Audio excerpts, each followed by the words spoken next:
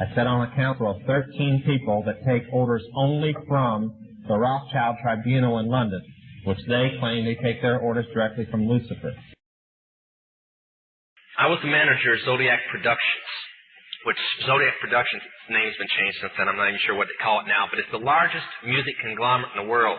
It owns RCA Records, Columbia Records, Motown Records, owns almost all the concert booking agencies in the United States. And that's not even the name of the company that owns it. The name of the company that owns it is Brenner Enterprises, and Brenner Enterprises is owned by Chase Manhattan. Chase Manhattan's owned by Standard Oil, and Standard Oil is owned by the Lords of London. You can track it on back. You kind of get the idea after a while. But I was the managing president of Zodiac Productions. It was one of my jobs as being one of these 13 people. Thus, I got to know many of the people who produce music and sing the music and play the music that you play. Now, one of the closest friends that I got during that time that I obtained was a man named David Crosby. Crosby, Still, Nash & Young. And I saw David the day before Christmas last year, talked with him. I got him away from this witch that he had with him. He told her to go shopping. We were in West Hollywood, and I was witnessing around to people I knew. We went off in this store, and we started talking. I said, David, I'd like to ask you a couple questions. I said, I already know the answers, but I've been gone for 5 years. I'd like to know if certain things are still the way they were when I left. I said, now I'll have to explain some of this when I'm done, because you're not going to understand it all unless you know something about music. I said, do they still take the master to the temple room? Dave said, yeah. I said, do they still have the coven conjure demons into the master? He said, of course. I said, now, I got to know something. What's the main reason for rock music? He said, come on, Lance, you know what the reason is. I said, please, David, I don't want to guess. Tell me what the main reason is. He says, the same as when you were in, so that we can place spells on people that we couldn't cast spells upon. I'll explain what that means in a minute. I said, okay, one last thing. I've been hearing that you must be an initiated witch now to get a record contract. He said, that's right. He says, many of us that weren't total witches have to be witches now in order to produce music. I said, thank you.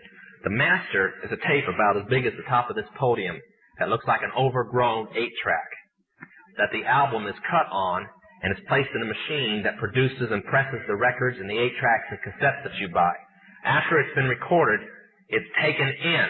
This is why a master is cut months in advance before it's released. On the full moon, it's taken in to a temple room about the size of this auditorium that is in every one of the major music companies, behind locked doors up in the executive offices. And it's placed on an altar sitting in the north of the room, and a pentagram engraved in the floor. And 13 hand-chosen witches and wizards and a coven come in and conjure a principality or a power up, usually Regia or something like that, and order him to tell the demons under him to follow every record and every tape coming off of that master. As I tell many Christian parents, you can go home and count your kids' records, probably yours too, and count how many demons at least are there. If that's too hard for you to believe, I'm sorry. That's why they do it. Now listen to me. This is why rock music's addicting. Have you ever seen kids that got rid of their music? They go around like this. They can't wait to find a rock station somewhere, and they sneak off just like getting a cigarette or a fix, because it's addicting.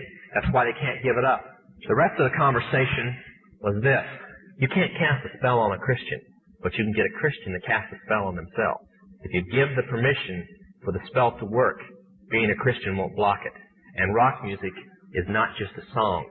It is supernatural music that which is carefully designed by their spirit guides or familiar spirits in the form of spells.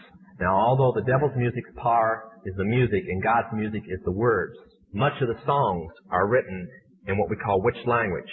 Give you kind of an idea. Many of you talk on a CB, unless you know what a smoky is, and a 10-4, and a front door and back door and rocking chair and these type of things. You don't know what you're talking about. Same with witches. When you're in the first and second level, you have to learn over 2,000 words that said by anybody else mean something totally different than when you say them. Elton John has said he's never written a song or sung a song that wasn't in witch language. Now I want to show you something. See how many kids in here, be honest, and adults. How many remember and have heard at least several times a song called Hotel California? Somebody tell me what it meant. Quickly, somebody tell me what it meant. Huh? That's pretty close. But from the words, what did it mean? Well, that's more of a guess. See, most people can't tell you. That's why when people do drugs and they listen to songs in which language, they get some of the meaning. But most of the time, they can't tell you. Stop and think how many songs are out there that you really like, and you don't have any idea what the person was talking about. Beyond the Yellow Brick Road? How about The Destroyer by Kiss? Can anybody tell me what it's about? Kiss said in it, kids, kill your parents. They're talking about Helter Skelter. Beatles sung Helter Skelter in which language? Nobody knew what it meant. Manson did because he belongs to the process. Helter Skelter is a several thousand-year-old word. Most of the music is either about Helter Skelter or a place called the Night Winds, which is what Hotel California is about, and different doctrines of witchcraft. You listen to them, your parents let you listen to them, and they have no idea. Kiss openly bragged how they were gaining control of people through their music because the people played their music. They told how they didn't form their own group. Their church, because they were ordained ministers of the Satanist church, placed them together. And that's how most of the music is done. David Crosby, when him and Crosby, Still, Nash & Young produced the record Two-Way Street, they ordered the principality of Medici to order demons of rebellion to go into the record, and everybody that heard it would be rebellious against law and order and government. And it was one of the reasons for the great upheaval in the 60s was that one album. And they take open credit for it. I have personally talked with Johnny Todd on the basis of Jack Chick's recommendation. Having known Johnny Todd now for more than 4 years, and my having known him for some 6 months, I believe that Johnny Todd is a genuinely converted man, saved by the grace of God out of the depths of Satanism,